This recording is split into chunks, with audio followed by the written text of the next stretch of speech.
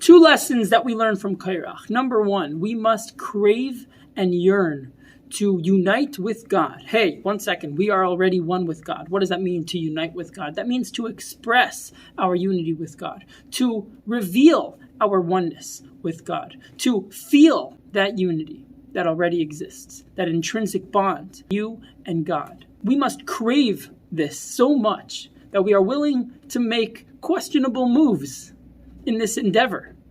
However, unlike Korach, we must not make those questionable moves. Hashem has made it perfectly clear how we are to deepen and enhance and feel the oneness that we have with God through study of Torah and doing the mitzvahs and the connection with Moses, with the leader who gives us the Torah and teaches us the mitzvahs. And number two, we must crave for the final and complete redemption right now. We must demand that it happen right now. We must want Mashiach so bad that we already get in the mode of Mashiach. How did Korach do that we can learn that from him? Well, Korach was a Levite, and he wanted to be a kohen, a priest, not only a regular kohen, but the kohen gadol, in fact. This stemmed from a real inner desire for Mashiach.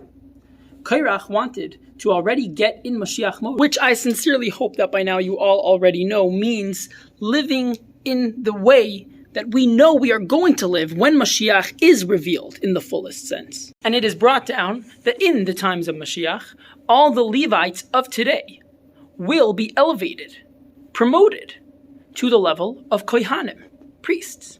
That's what Korach wanted, and he was demanding that.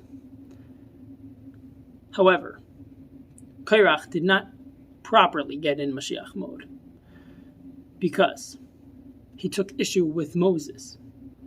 That's obviously wrong. We must demand Mashiach. And of course, we must accept him. We mustn't take issue with the fact that there is a leader, that Mashiach is the Redeemer. Mashiach is a person, the anointed king sent by God to lead us to the promised land and to manifest God's sovereignty over the entire world. This was Moses, and this is Moses, as our sages tell us. He is the first Redeemer, and he is the final Redeemer.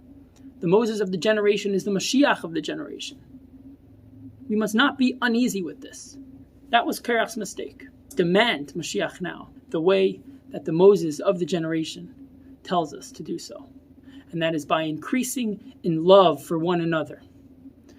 We're actually approaching, in this coming week, the Rebbe's Hilula, the 3rd of Tammuz. Hilula means day of festivity. It is a term used for Hasidic masters and Kabbalists for the day of their passing, because the day of passing is not passing away, but it's passing on to a new level in which they are even more alive. And that's why we celebrate this day, in fact. We must know that although some things are really not clear and are tough, because the Rebbe has said that Mashiach is imminent, and it's been years and years, decades. One thing is for sure, we must love one another. We must increase in love for one another. And this is perhaps a third lesson from Korach himself, which is inferred negatively. Don't fight. We're big boys and big girls. We tell children not to fight. We can't afford it. The Talmud says that the second Beis HaMikdash, the Holy Temple, was destroyed because of baseless hatred. Of course, we feel like none of the hatred that we might harbor in our hearts is baseless. Even if that's true, there's no place for it. We can't afford it. I would assume you as an individual can't. We as a nation definitely can't. We must love more. We must increase in joy. We must live with joy. Speak to someone who can guide you as to what's the difference between joy and frivolousness or levity.